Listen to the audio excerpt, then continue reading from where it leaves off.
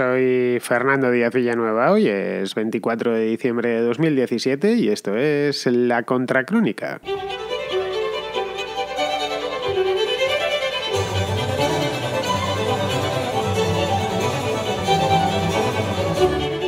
Bienvenidos una semana más a La Contrarréplica, el espacio del oyente, que hacemos todos los domingos entre todos. No es la última del año, lo digo porque ayer sí fue la última contraportada del año, pero ya sabéis que contraportada y contraplano van intercalados, cosa que Contrarréplica hay todos los domingos, y lo digo porque el próximo día 31 es domingo y por lo tanto nos queda una contrarréplica todavía del año 2017. Bien, esta va a ser por lo tanto la penúltima. Para participar en este programa es muy facilito, simplemente hay que enviar un mensaje de voz, de esos de WhatsApp, que estaréis hartos de enviárselos a todo el mundo, a mis familiares y amigos, apretar el botoncito ese del micrófono y enviar un mensaje de aproximadamente 1 minuto de duración. Podéis extenderos un poco más si la cosa viene florida, a ser posible que no haya mucho ruido de fondo, lo digo porque algunos, no es normal, pero algunos me enviáis mensajes en los que se oyen pitidos de coches y demás, y eso, luego tengo que andar limpiando el audio y me da trabajo extra. Bueno, la cuestión es que esto es tan sencillo como enviar el mensaje de voz al teléfono siguiente, apuntad, el 690-827909. En el caso de que vuestro teléfono móvil no sea español, es decir, no esté registrado con una operadora española, Movistar, Vodafone, etcétera, pues tenéis que ponerle el +34 delante, que es el código internacional de España. El coste es exactamente el mismo, así que por eso no temáis. Lo mismo da mandar el mensaje dentro de vuestro propio país que enviármelo a mí, que estoy en el otro lado del mundo. Muy bien, pues con esto ya recordado oportunamente, pasamos directos a la contrarréplica.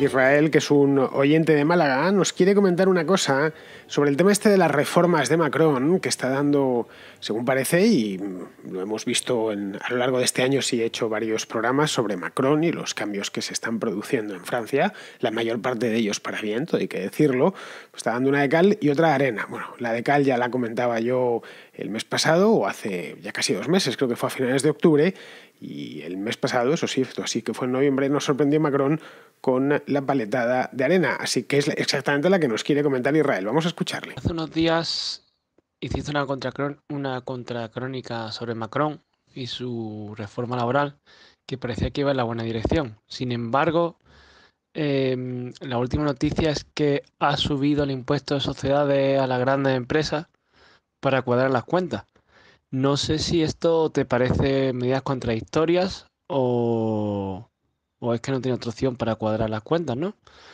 La verdad es que aunque digan que es temporal, ya se sabe que no hay nada más permanente que una medida temporal. No sé si esto te recuerda a las subidas de impuestos excepcionales que también hizo Rajoy nada más llegar después de hace ya 3 legislaturas.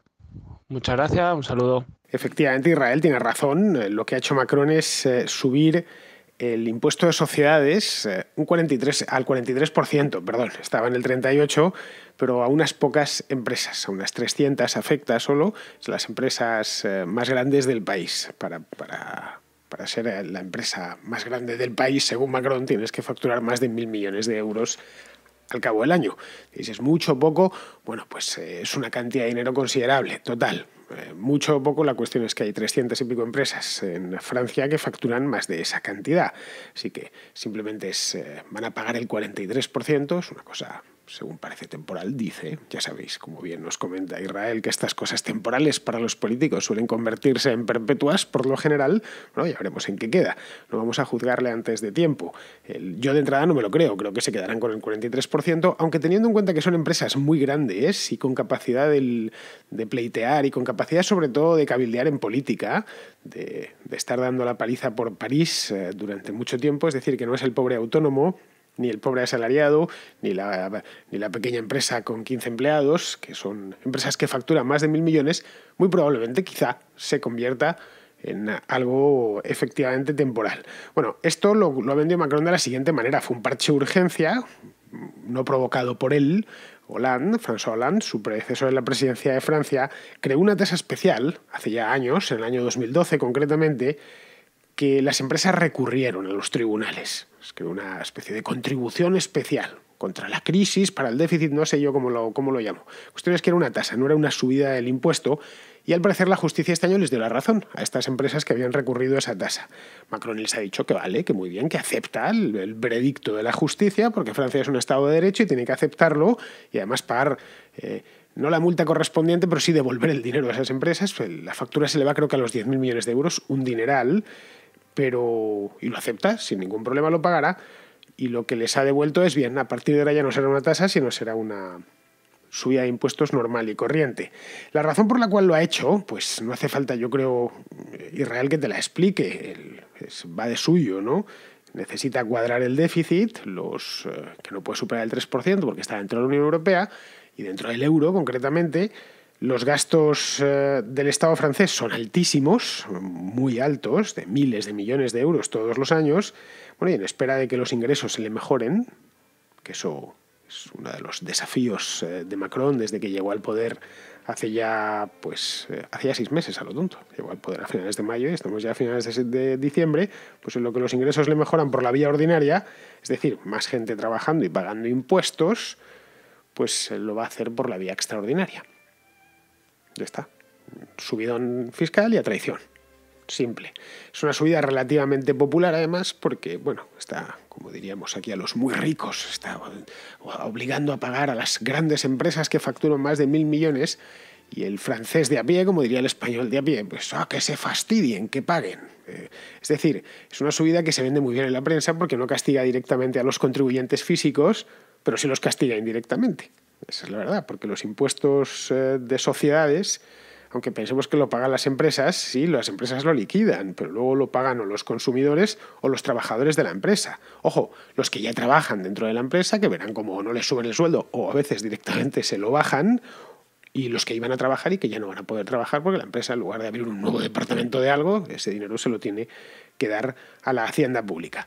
Pues así, a grandes rasgos, en líneas generales, es más o menos esto lo que ha sucedido en Francia e Israel. Continuamos con Pedro, que es de Valladolid, de Fuensaldaña, exactamente, que es un pueblito cercano a Valladolid, no sé a cuánto, a 10 kilómetros creo, una cosa así, pero que tiene un castillo estupendo. La visita al pueblo merece la pena, aunque solo sea por hacerle una foto al castillo, que lo tienen estupendamente. Da gloria verlo. El pueblo además no es muy grande, entonces el castillo pinta muy bien. Se le puede ver junto con la iglesia, se pueden hacer unas fotos magníficas. Bueno, pues Pedro me quiere hacer una propuesta. Y diréis, ¿cómo una propuesta? Pues una propuesta muy honesta. Tengo una pregunta o un tema para tratar en la contracrónica. Es el tema de la separación de poderes en España. El tema viene un poco por si la separación de poderes es realmente efectiva, sobre todo el poder judicial y el poder político, puesto que, por ejemplo, hemos visto a Santi Vila al salir de prisión tras pagar su fianza, diciendo o insinuando que esto había que revertir esta situación de meter a estos políticos que les han acusado de sedición y de otros 2 delitos en la cárcel como si dependiera del gobierno, cuando si efectivamente hay separación de poderes depende de los jueces. También llama la atención que la oposición siempre trata este tema como que el gobierno siempre está conchavado con los jueces y sin ningún rubor. Y entonces la pregunta un poco sería esa, si hay separación de poderes efectiva en España y cómo estamos respecto a otros países. Bueno, Pedro, la Contracrónica, lo he dicho muchas veces, es un programa de actualidad. Es decir, no trato temas monográficos. Es decir, o de manera monográfica temas de fondo, salvo contadas excepciones, alguna vez lo he hecho, un programa diario da un poco para todo, pero trato siempre temas con gancho de actualidad, lo que está pasando, hago un análisis sobre lo que está pasando y ya ahí meto pues todo tipo de temas, ¿no? De hecho, si hiciese un programa de temas de fondo, pues el programa se habría acabado hace un año ya, o año y pico, porque los temas de fondo son necesariamente limitados, son los que son, puede aparecer uno de vez en cuando, pero desde luego te aseguro que no da para un tema diario. Pero bueno, por atender a tu pregunta, que para algo te has tomado el trabajo de enviarme el mensaje, en España los 3 poderes, como supongo que ya sabrás, están oficialmente separados, aunque luego lo cierto es que hay demasiadas pasarelas de uno a otro. Esto se denuncia. No digo puertas giratorias, pasarelas directamente. de un poder a otro. Eso y otra cosa que me parece todavía más grave, pero bueno, es decir, esto no solo sucede en España, sucede en otros países de Europa. Lo que tenemos aquí es básicamente, si le quitamos toda la farfolla, lo que tenemos es una partitocracia. De los partidos emanan los tres poderes. Ellos forman el legislativo mediante elecciones. Del legislativo emana el ejecutivo. El presidente del gobierno no es más que un diputado. Nosotros no votamos a un candidato. Creemos que votamos al candidato porque es el que nos han puesto en la foto, pero votamos una lista y esa lista a su vez la han cerrada, por cierto, y a su vez la ha confeccionado un partido previamente y por lo tanto el presidente del gobierno sale de una elección dentro del Parlamento, dentro del Congreso de los Diputados. Bueno, y además de eso también nombran a los componentes del Consejo General del Poder Judicial. Esto es una cosa más reciente, es de hace de los años 80, una cosa así, y de esto hay muchas quejas desde siempre, desde hace muchísimo tiempo. Por eso cuando un partido gana las elecciones generales con mayoría absoluta, pues acumula tanto poder, porque significa que ya controla los tres poderes de manera directa o indirecta. No es decir, no puede hacer de su capa un sayo, tiene ahí sus límites, pero lo controla de facto. Cuando Mariano Rajoy, entre 2011 y 2015, pues tuvo un poder no absoluto, pero que se le acercaba bastante, o Felipe González en los años 80, o José María Aznar en su segunda legislatura, que tuvo mayoría absoluta. Y además, si lo miramos de manera un poquitín más amplia, más allá de las instituciones, vemos, por ejemplo, que el acceso a la política solo se puede hacer a través de los partidos. En España no hay Mavericks, no hay un tipo que se presente, un Donald Trump, por ejemplo, ¿no? Que se presente, que empiece su carrera subido en el techo de una furgoneta y un megáfono y su mujer y sus amigos haciendo la campaña, repartiendo panfletos por las casas y que llega hasta ministro, ¿no? O hasta presidente o qué sé yo, ni siquiera hasta alcalde, quedando en lugares muy pequeños. Aquí todo se hace a través de los partidos. A la judicatura no. Es decir, para ser juez necesitas hacer una carrera, una oposición y demás, pero si tienes buenos contactos políticos, gracias a los partidos, un juez puede agilizar su carrera dentro de la justicia. Esa es la realidad. Entonces, como vemos, el poder que ejercen sobre el tercero de los poderes, que es la justicia, no es directo, pero sí indirecto. Los partidos políticos, quiero decir. Bueno, pues eso es a grandes rasgos lo que hay. ¿Habría que reformarlo? Se da pregunta. Sí, sin ninguna duda. Por supuesto que habría que reformarlo. Ahora, esta sería ya la parte del programa de fondo, que por supuesto no tengo tiempo ahora de cumplimentarlo. Bien, continuamos. Lo hacemos con Camilo, que es un oyente argentina, y que nos quiere comentar una cosa sobre Julio de Vido. No sé si los oyentes de fuera de Argentina habréis oído hablar de este tipo, pero allí en Argentina es bastante famoso. Bueno, este hombre era el ministro de planificación de los Kirchner, de los dos, tanto de Cristina como de su marido, como de Néstor.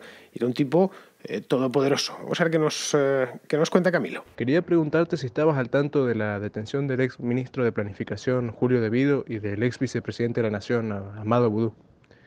Ha habido mucha cobertura mediática acá al respecto y nada más quería saber si lo venías siguiendo porque es un tema súper interesante.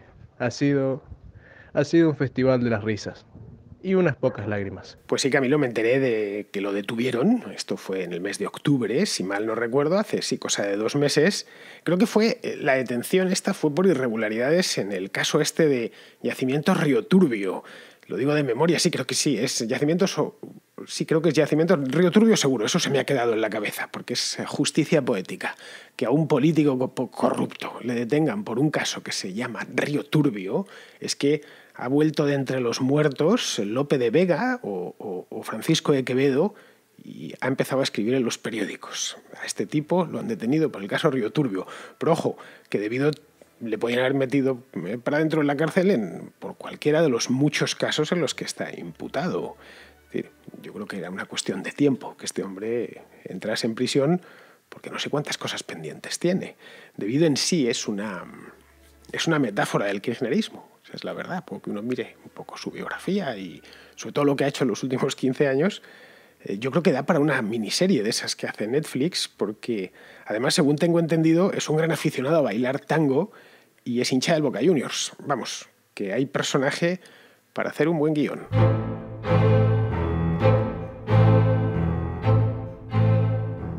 Continuamos con Alberto de Málaga, que quiere hacernos un comentario sobre la carrera de Administración y Dirección de Empresas, la famosa ADE que estudian tantos chicos jóvenes en la esperanza de convertirse en prósperos empresarios el día de mañana.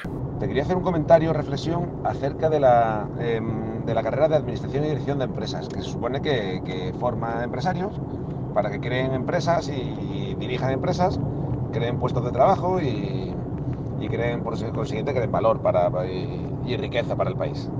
Claro, aquí la paradoja está cuando ves que casi ninguna universidad pública de España, en la que se dé la carrera de Administración y Dirección de Empresas, los profesores han sido empresarios previamente.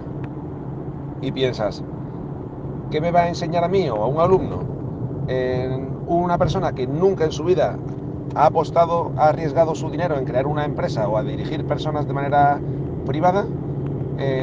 ¿Qué me va a enseñar para que yo emprenda o yo gestione mejor mi negocio?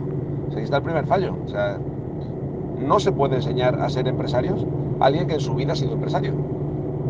Porque como mucho lo que vas a hacer es leer un libro de texto y estudiarte un libro de texto que alguien lo ha escrito y tú, como profesor, lo único que has hecho en tu vida es encerrarte en una biblioteca, estudiar y sacarte unas oposiciones.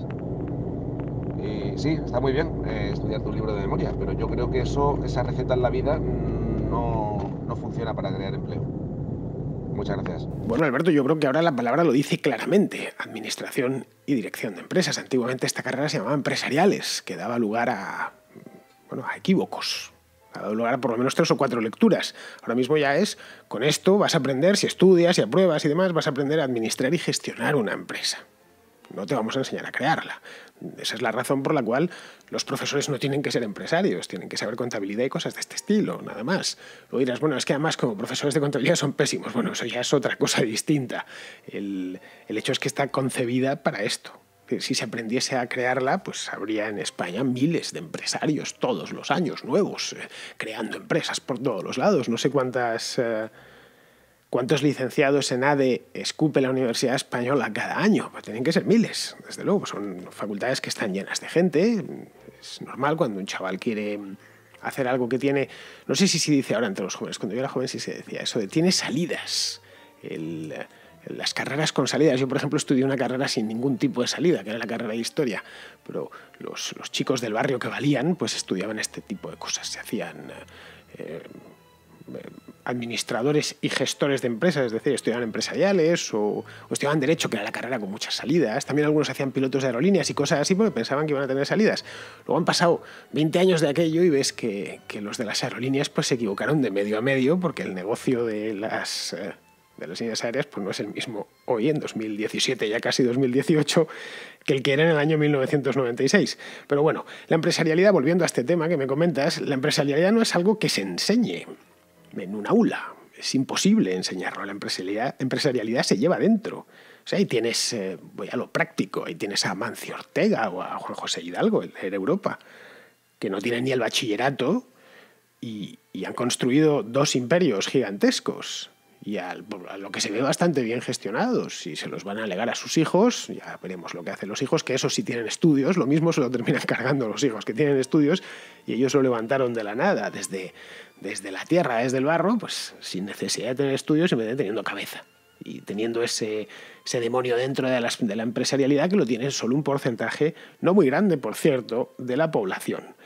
En la facultad de empresariales o de ADE, como quieras llamarla, no se enseña eso. Ya digo que no se puede enseñar, se enseñan cosas como contabilidad, pues, marketing, no sé, costes y demás. Es decir, saberes asociados a la empresa y muy centrados, por cierto, en relacionarse con el Estado, en que esa empresa se relacione con el Estado, todo lo relativo a la fiscalidad, la regulación y demás. Hace unos meses en Málaga fuimos, Miguel Anxo Bastos y yo hicimos un conversatorio, tuvimos una conversación fue como 2 o 3 horas, la grabé, lo tenéis en mi canal de YouTube, sobre este tema de la universidad que existe y la que nos gustaría que hubiese.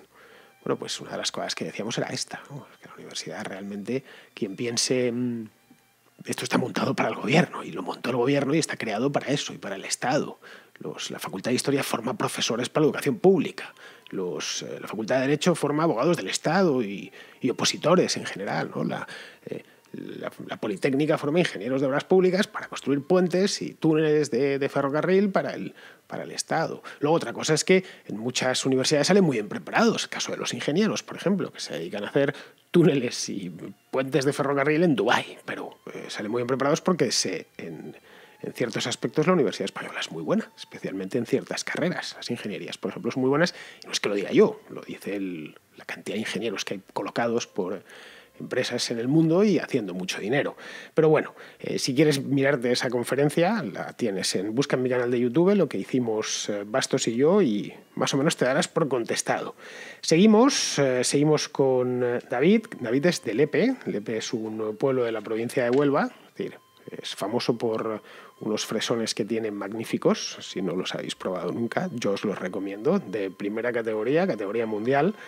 Y David no ha venido aquí a hablarnos de los fresones, que casi también podrías, más que hablar de ellos, enviarme una cajita, que están muy ricos en temporada. Lo que tiene David es una duda sobre Andalucía, sobre su propia comunidad autónoma. Y acabo de escuchar tu noticia mierder sobre los países andaluces y me ha animado a hacerte una pregunta sobre mi comunidad autónoma, sobre Andalucía. Y es que Andalucía es la región de España con más tasa de desempleo, de paro juvenil, una de las de menos renta per cápita. Y quería preguntarte acerca del origen de estos problemas. Nuestra excelentísima presidenta, Susana Díaz, dice que se debe a un déficit en el sistema de financiación autonómica que perjudica a Andalucía. Quería preguntarte si esto es cierto, y que creo que no, porque según tengo entendido, Andalucía es la comunidad autónoma que más recibe. Y si me desmiente esta explicación, no sé, si me puedes orientar acerca de los principales problemas económicos que tiene Andalucía.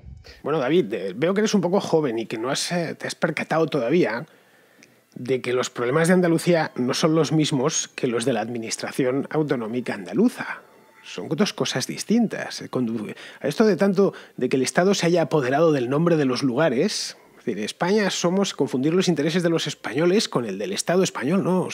A veces son convergentes los intereses, pero otras muchas veces son divergentes. Lo que a mí me interesa, o a vosotros, y le interesa al gobierno, son dos cosas completamente distintas. Pasa lo mismo con las autonomías. Los intereses de la casta política andaluza o de la casta política madrileña no son los mismos que el del andaluz de a pie o el del madrileño a pie. Ya digo, muchas veces, más de las que pensamos, son divergentes. Es decir, los andaluces, a fin de cuentas, gente como tú. Por cierto, en Lepe no hay grandes problemas de empleo, que eso lo sé yo. En otras partes de Andalucía sí.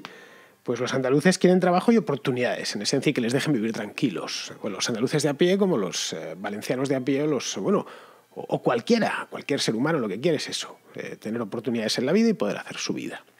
Nada más, y que no le molesten, tener seguridad y un marco jurídico razonablemente seguro para poder extender sus alas y prosperar en la vida. Y el día que se despida de este mundo, lo que haya ganado, dejárselo a sus legítimos herederos. Pero eso es lo que quieren los andaluces normales, los de a pie. Ahora, la administración lo que quiere es dinero, nada más dinero. Quiere dinero para gastar y para regar su numerosa clientela política, que en el caso de Andalucía es muy numerosa, como bien sabes.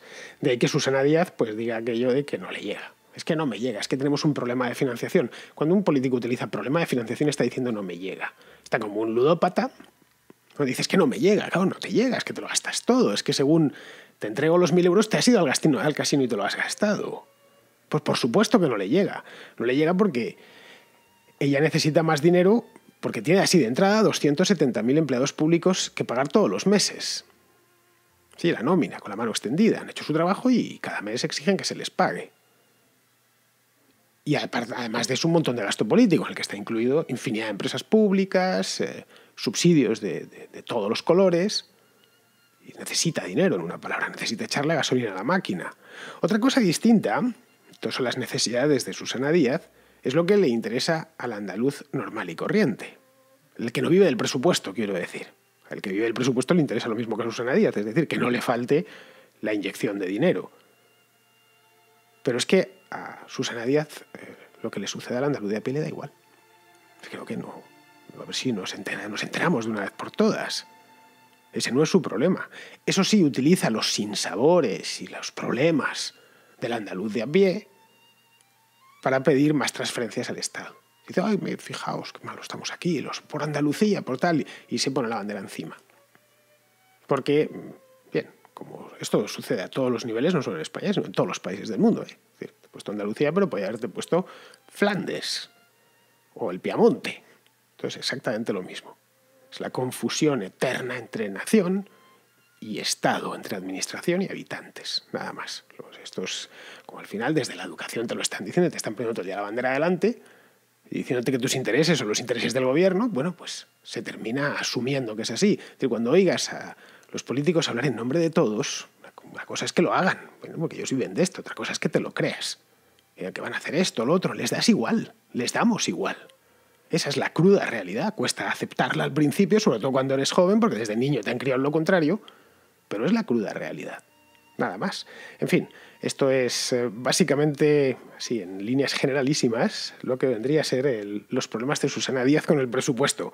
Y ya terminamos, se nos acaba la contrarréplica de hoy y vamos a terminar poniendo un broche de oro. Lo hacemos con Fernando Brioso, que nos quiere hacer una reflexión sobre Bitcoin a raíz de otra llamada que ya tuvimos hace cosa de un mes. Es una reflexión esta de Fernando que está muy bien, es un poquito larga, pero merece la pena escucharla. Simplemente, quería comentar un poco la cuestión planteada el otro día por Daniel acerca del Bitcoin y de que las monedas solo existen en tanto en cuanto pagamos impuestos con ellas y que el Bitcoin ha sido únicamente abrazado por la subeconomía. Pues bien, yo creo que pensar, en mi opinión, que las monedas solo existen tanto en cuanto pagamos impuestos con ellas es un error que nos va a viciar todo el análisis acerca del surgimiento del Bitcoin y de las futuras monedas que surjan. Es decir, no pagamos con euros o dólares únicamente solo porque sean exigibles los impuestos en estas monedas, porque nada impediría, por tanto, que amasásemos una cantidad determinada que previésemos que vamos a pagar al Estado y hiciésemos nuestras transacciones en otros tipos de medios de intercambio. Si utilizamos realmente euros y dólares en nuestra vida continuamente es porque cumple una serie de características. Uno, en primer lugar, tiene una demanda no monetaria previa, que es el pago de impuestos, efectivamente, pero también es accesible, es maleable, es decir, hay monedas, se puede doblar el billete, cumple una serie de características, no muy bien, pero las cumple. Y por último, es relativamente escaso. Y esto me vais a decir, ¿el dinero fiduciario lo produce el Estado? Sí, pero el euro es relativamente escaso hasta hace unas fechas. Es decir, el dólar es relativamente escaso, veremos lo que pasa en el futuro. Pero es decir, cuando el dinero fiduciario deja de ser relativamente escaso, que es lo que ha venido pasando, surgen, es decir, cuando deja de cumplir bien estas funciones, surgen otras monedas como el Bitcoin que las cumplen mejor. Porque el Bitcoin, es decir, monetaria, es decir, es accesible. Cualquiera, es verdad que es caro, pero cualquiera que tenga el dinero puede invertir en Bitcoin. No hay limitaciones, salvo el precio, a invertir en Bitcoin. Luego es maleable, más maleable que una criptomoneda, no hay nada. Digamos, ¿existe una demanda no monetaria previa? Sí. Es decir, la varianza del valor de las monedas habituales, el euro, el dólar, se están depreciando. Se llevan, el dinero oficial por sistema se ha venido depreciando desde la caída de Bretton Woods. Entonces, ¿qué pasa? Que ante este deterioro del valor, la gente busca otros depósitos de valor y esa es la demanda del Bitcoin. Y luego el único problema del Bitcoin será que yo creo que es la escasez. Es decir, para que una moneda sea buen dinero, o sea, para que un bien sea buen dinero, es necesario que sea relativamente escaso. Lo que se conoce el ratio como flujo stock. Es decir, el Bitcoin, yo creo que ese es su principal problema, que es demasiado escaso. Es decir, tiene una escasez por sistema porque viene, digamos, una cantidad determinada. No entiendo mucho de ello, pero creo que es el único problema que afrontará el Bitcoin. Pero de verdad creo que, en mi opinión, pensar que el Bitcoin únicamente ha surgido por la subeconomía o que únicamente ha sido abrazado por la subeconomía digamos, es cometer un error en el análisis de todo esto. Pues muchísimas gracias, Fernando, por la precisión con la que has hablado y con la que has tratado el tema y también por lo bien que se escucha el mensaje. Esto que os decía al principio del programa de hoy, que es importante que el mensaje se escuche alto y claro. La radio la televisión puedes perdonarlo un poquito, porque a fin de cuentas siempre tienes la imagen para ayudarte a entender, pero en la radio todo es audio, de ahí que calidad de sonido es el centro y el principio de todo. que se escuche clarísimo, cristalino. Ya sé que los teléfonos se traen el micrófono que traen, por cierto, cada vez mejor. Algunos, como Alberto Garín, se han instalado una aplicación para que se escuche bien. Alberto es un tipo cuidadoso. No, evidentemente no vais a tener en casa el micrófono que tengo yo, pero el que se trate de que se escuche bien, como el caso este de Fernando, que nos ha comentado este tema sobre el Bitcoin. Muy bien, amigos, pues con esto ya damos por terminada la contrarréplica de hoy y nos emplazamos mutuamente. Yo desde luego os emplazo a vosotros a pasaros por aquí mañana.